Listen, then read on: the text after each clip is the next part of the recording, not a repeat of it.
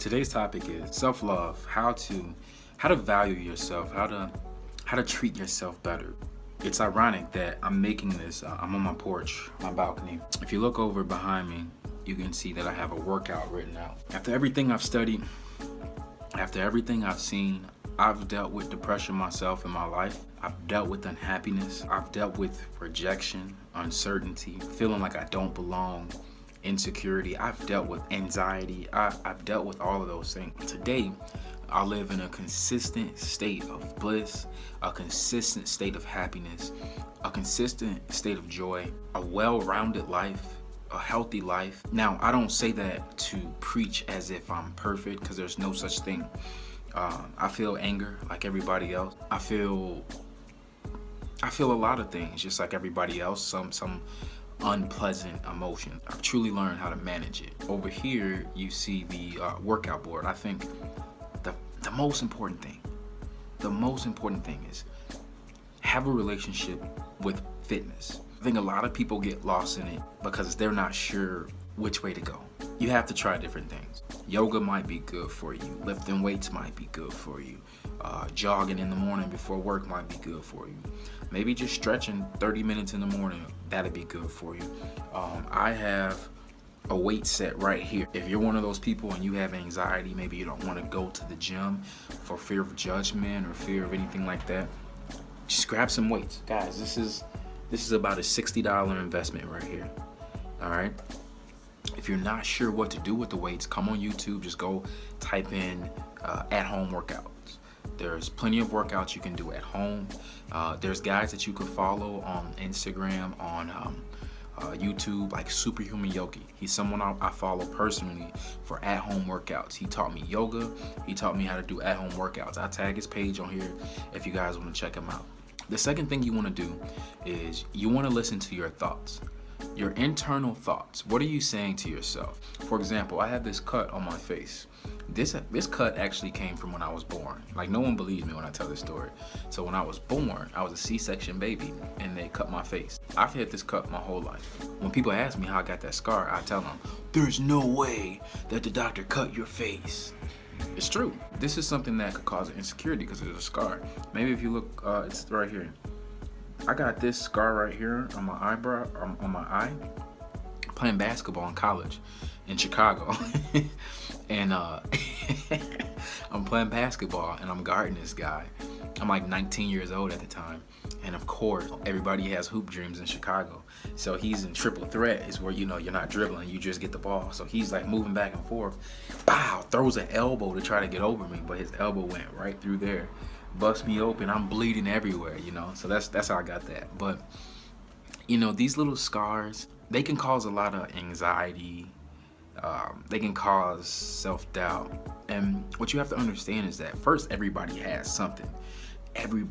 We all have birthmarks. Birthmarks alone means that we're born with some type of imperfection, if you want to look at it like that. So what I want you to do is just be mindful of the thoughts. Be very mindful of the thoughts, because those thoughts can either build you up or build you down.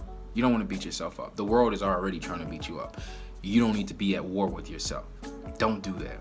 Are you looking at yourself, judging something that you can't control and making it worse by calling it an insecurity or calling it a flaw? This isn't a flaw. It just is what it is. Just accept it. It's all good. The third thing I want you to do, and this is one of the most important things. The more and more we spend time on social media these days, the more I feel like we compare ourselves to other people. And I can't tell you if that's right or wrong. I can't tell you not to do that. But I can tell you this. There may be some accounts that you follow that are creating an expectation of who you think you should be versus who you are.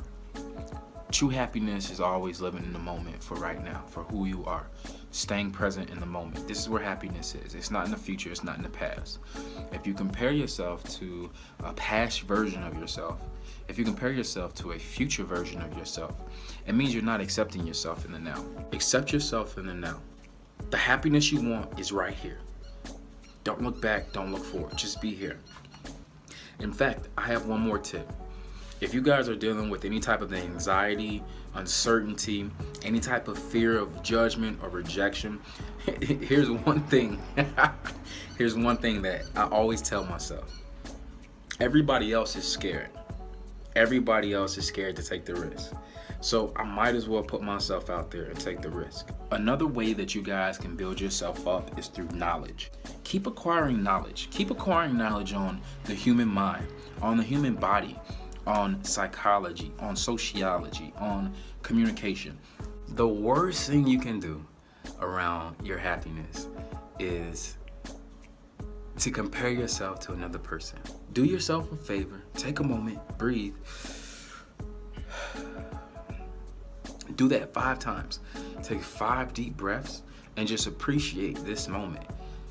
Do that 5 to 10 times a day, and I guarantee your happiness is going to improve. I guarantee you're going to practice the art of not comparing yourself to others. I can simply tell you, don't compare yourself to others. That's not going to do you any good. You have to practice not comparing yourself to others, because when you practice not comparing yourself to others, you love yourself so much more. Do that drill that I just gave. Hey, so the conclusion got chopped off, so I just have to make it again. I'm actually headed to the gym myself.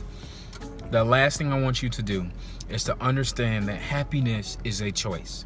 Success is a choice. Happiness is a choice. So if you're feeling unhappy, of course, it's going to take time. It's going to take practice. But just keep telling yourself, happiness is a choice. Happiness is a choice. And what's going to happen is you're going to start to think, hey, I can choose to be happy.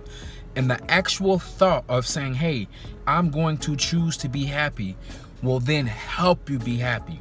It's a process. It's going to take you practice, but continue to do it. Do it with everything. I'm choosing to love myself. I'm choosing to take care of myself. I'm choosing to be happy. Do it every day because you deserve it.